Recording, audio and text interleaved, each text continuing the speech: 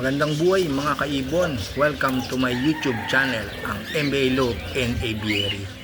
Yan, ang topic natin ngayon, ang pagbibigay ko ng kanin at Integra 2000 sa aking mga ibon. Yan, pag-uusapan natin yan mamaya pagkatapos ng introng ito.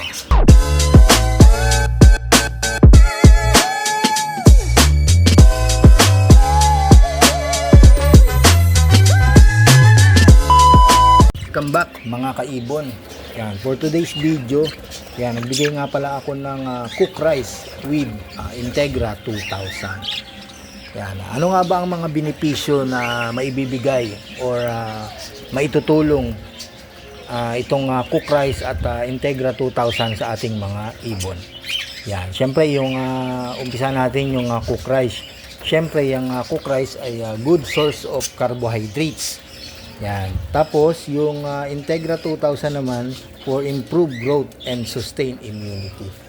Yan. Pinagsama natin yung dalawang component na yan na ibinigay natin sa ibon at solidong-solido ang mga bitamina at sustansya na maibibigay niyang cook rice at Integra 2000. Bakit nga ba mahalaga ang cook rice sa ating mga ibon? At yung binibigay na nutritional value sa kanila. Siyempre, umpisahan natin yung cook rice dahil good source of carbohydrates. Meron din siyang vitamins and minerals. Kailangan ng ating mga ibon. Siyempre, bago nga natin ito ibigay sa ating mga ibon ay kailangan nitong kailangan na luto yung kanin na ibibigay natin sa ating mga ibon. Walang halong asin, spices or kahit anong uri ng langis na nakakasama sa kanila. Yan. Ano nga ba ang nutritional value ng cook rice sa ating mga ibon? Siyempre merong tatlong component yan.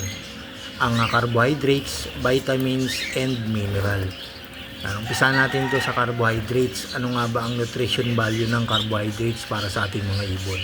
Ang pagkain nila ng kanin ay may pinagkukunan silang source of energy na nanggagaling dyan sa carbohydrates na yan para sa ating mga ibon. At lalong-lalo itong importante sa panahon ng taglamig at sa maraming aktibidad ng ating mga ibon. Yan yung nutritional value ng carbohydrates.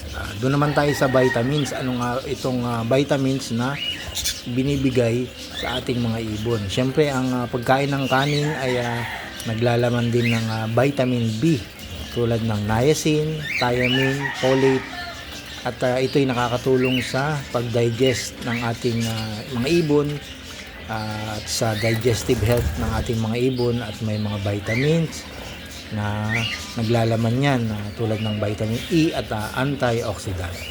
Yan yung makukuha natin sa vitamins na kasama sa nutritional value na makukuha natin sa cook rice. At yung pangatlo na component na yan ay ang mineral. Ang kanin ay nagtataglay din ng calcium at magnesium, selenium, and manganese. At ito importante sa mga buto ng ating mga ibon. At especially sa sa kanilang pakpak at nagpapalakas din ng immunity at energy ng ating mga ibon. Yan yung tatlong component ng nutritional value ng cook rice. Yan, mas safe yung pagbibigay ng kanin.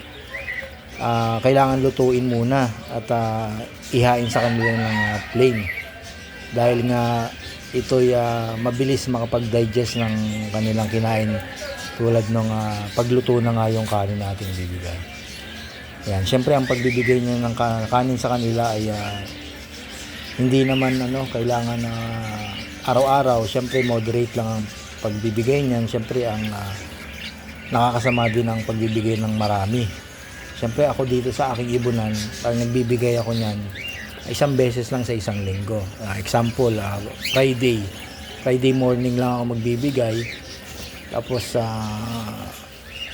buong hapon na yon na may kanin tsaka may Integra 2000. ayos sa Integra 2000. Yan. Ano nga ba ang Integra 2000? At ano nga ba ang naibibigay nitong benepisyo sa ating mga ibon? Siyempre, yung Integra 2000 ay for improve growth and sustain immunity. Yan, nakatulong ng pagpapalaki at pagpapalusog ng ating mga inakay na ibon. Yan. Siyempre, nagpapabilis din to ng ng immune booster sa ating mga ibon. Yan. Itong Integra 2000 ay mas maganda to sa mga sa mga breeder na merong mga inakay. Yan. Siyempre, ko muna sa inyo yung benepisyo nito. Siyempre, yung benepisyo nito ay importante ang nutrition na nakakatulong sa paglaki ng ating mga ibon at bone development gaya ng calcium, mineral, and vitamin D. Yan yung makukuha natin sa Integra 2000. Siyempre, ang ating mga ibon, kaya naman mahalaga ang tamang feeds na ating binibigay na pagkain na kompleto ang at siguradong ang benepisyo ay makukuha dito sa Integra 2000. Yan. Siyempre, ano nga ba ang mga benepisyo ng Integra 2000 para sa ating mga ibon? Siyempre, merong apat na component din yan.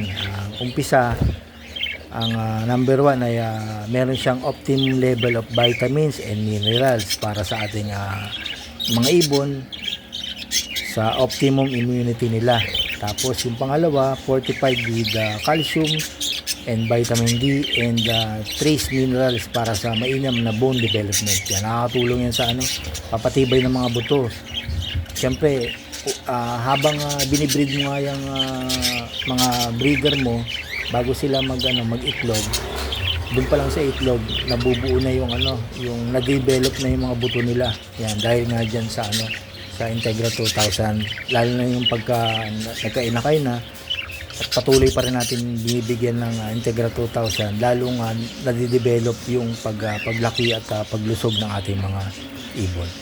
Siyempre, nakakatulong din yan sa mga papatibay ng kanilang mga paa at sa magandang balahibo at pakpak. Yung pangatlong component niyan ay intestinal protection para sa ating mga ibon. At ang pang-apat ay para sa magagandang pangatawan, yung solidong-solido yung pangatawan ng ating mga ibon. Yan yung apat na component ng Integra 2000 na ibinibigay para sa ating mga ibon. Yan. Ang pagbibigay natin ng cook rice at combination ng Integra 2000. Bali yung pagbibigay ng Integra 2000 ay meron akong ginawang video, yung tamang pagbibigay ng Integra 2000. Balikan nyo na lang yung video ko. Naandun yung procedure ng tamang pagbibigay ng Integra 2000 para sa ating mga ibon. Bali itong pagbibigay ng Integra 2000 ay pwede siya sa breeder or sa mga flight cage, yung mga pa-stock natin ng mga ibon. Yan. Pero mas importante ito sa mga sa mga may mga nag-iitlog at mayroong mga sisi. Yan. Panoorin niyo na lang mga kaibon yung in-upload kong video, yung tamang pagbibigay ng Integra 2000 sa ating mga ibon. Itong ginawa kong combination na to, isinama ko na lang sa cook rice para mas solido. Siyempre, kailangan din natin sila bigyan ng sapat na nutrisyon na makakain para sa ating mga ibon. Ang combination ng cook rice at Integra 2000. Hanggang dito na mga kaibon ang aking ginawang video para sa mga newbie at sa mga gustong pasukin ng pag-iibon. Yan, itong video na to ay para sa mga newbie at nagbabalak na mag-alaga ng ibon. Yan ang ibibigay kong tip sa inyo, ang pagbibigay ng cook rice at Integra 2000. Yan, pa-comment na lang po kung may mga katanungan kayo dito sa aking video, kung may mga kulang pa akong hindi na isali na mga benepisyo ng cook rice at Integra 2000. Pa-comment na lang dito sa aking comment section. Para at least merong mga yung mga bago nating sa pag-iibon ay alam din nila kung ano nga yung mga ibang pamamaraan or yung ibinibigay ng cook rice at Integra 2000. Don't forget to like, share, and subscribe ng aking YouTube channel, ang MBA Loop in Aviary. Pa-share na lang po ng aking mga video sa mga kaibigan, kakilala, kamag-anak, sa mga gusto pang mag-alaga ng mga ibon. Yan. Pa-share na lang po. At hanggang dito na lang po ang aking video. At isa po, pag may video po na yung aking in-upload na video, kung mayroong advertisement po na lalabas, ay wag nyo na lang pong i-skip. Tulong na lang po nyo sa akin at para makapag-earn po tayo ng money at makapagpatuloy po tayo ng pagbibigay ng tips at pag-aalaga ng ating mga ibon. Yan. Maraming salamat po sa inyong panonood at pakikinig sa aking ginawang video. Hanggang dito lang po. At don't forget to click the notification bell para updated po kayo sa mga bagong video na aking i-upload. Ayan, happy breeding mga kaibon. Thank you.